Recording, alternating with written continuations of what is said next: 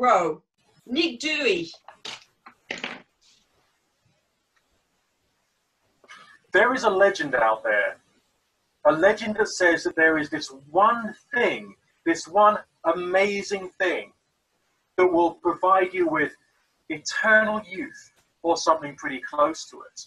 That will provide you with vitality above and beyond anything you could possibly understand. And of course, gives you intense sexual virility. This one thing is real, it's out there, and I have enough reading and knowledge to be able to say with reasonable certainty that I would say that this legend has a certain quantity of truth to it. Some people say it's accessible to everybody. So I'm going to turn around to you and I'm going to say, don't do it. What are we talking about here? Something which is in practice very difficult, but some people still think it's very easy. It is the raw vegan cleanse and lifestyle. It's interesting from one point of view because it does answer the question of what was it that human beings ate before they learned to control fire and before we learned that we could actually eat meat. But from another point of view, it is in fact one of the most tedious and unprecedentedly complicated things you can probably integrate into your lifestyle. I'm going to explain why you shouldn't do it, firstly by telling you what it entails. The cleanse itself involves, first and foremost, going on an extensive water fast. So that means for maybe 3 days, you're not eating anything and you're just consuming water, purified, filtered water. After that, you can then start to bring calories into your diet. But the calories in question have to be juices and juices alone. And you keep this up for a period of many weeks or possibly in some cases many months. The purposes of this lengthy fast is to get your body to remove from it anything which is clogging up your digestive system and to displace any toxins you put into your body as a result of putting plenty of nutrition in instead.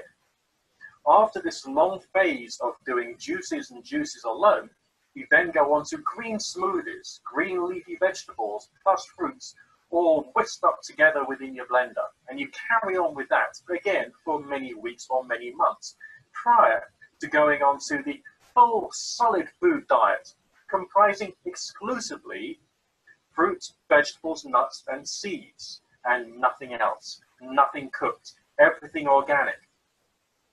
The people who've gone through this and say that they have managed to achieve it have come out with some amazing stories and anecdotes, which is enough to get people curious about this way of life.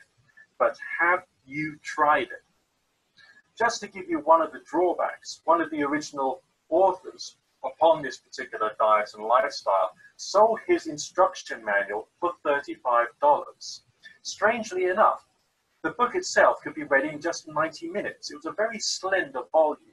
But why did he charge $35? Because to him, that was the value of 1 day's worth of food shopping. And 10 years ago, $35 was a lot of money. I don't think I've spent the equivalent in sterling on food for 1 day's worth of eating probably ever in my entire life, apart from on the occasional day when I was too lazy to cook and I decided to eat out for breakfast, lunch, and dinner. Let's also have a look at the practicalities of actually doing it. It is time consuming because you're spending all your time in the kitchen. If you do choose to eat raw food, you're permanently hungry. And I mean permanently. You're not getting the calories that you require. You're always going back to the fridge for another head of romaine lettuce or another cucumber or something just to fill you up and make you feel nourished. It is, in fact, quite tedious and rather difficult to do. But if you think about the cost and the cost alone, you realize it's out of the reach of an awful lot of people. Some other people say, no, everyone can do it. There's plenty of free food out there in the wild. All you have to do is to learn how to do foraging. Oh my word. So essentially that means taking the time out of your day to do a foraging course and somehow being able to go into the wild, which is not in our country the wild, it's still owned by someone, every single day to get yourself about 1 kilogram of green leafy stuff which you probably won't be able to digest perfectly. And the vast majority of people don't actually have the time for that. So therefore, it narrows down the type of people who can do this diet and lifestyle down to just a few. Those who are time rich or those who are cash rich. And these days, with there being a large quantity of working poor, you don't have as many people in those categories. I went to a deanery synod meeting with the church recently, and it was introduced to us that in the local school, 29% of all of the children were in fact in abject poverty. So we have quite a large poor population who wouldn't be able to do this particular diet and lifestyle anyway. So essentially, what other objections are there to it? Well, there's the process itself and what it does to the body. You haven't got enough calories. You are feeling faint and tired. You end up getting irritable and scratchy. What else does it do for you? The process of detoxification can make you sick. It can make you vomit and give you diarrhea. And it's therefore a very difficult experience. So what would you do instead? I would say in general, just try and be as good as you can. Eat as much fresh, healthy food as you can, and don't have too much of the stuff which is bad for you. Thank you.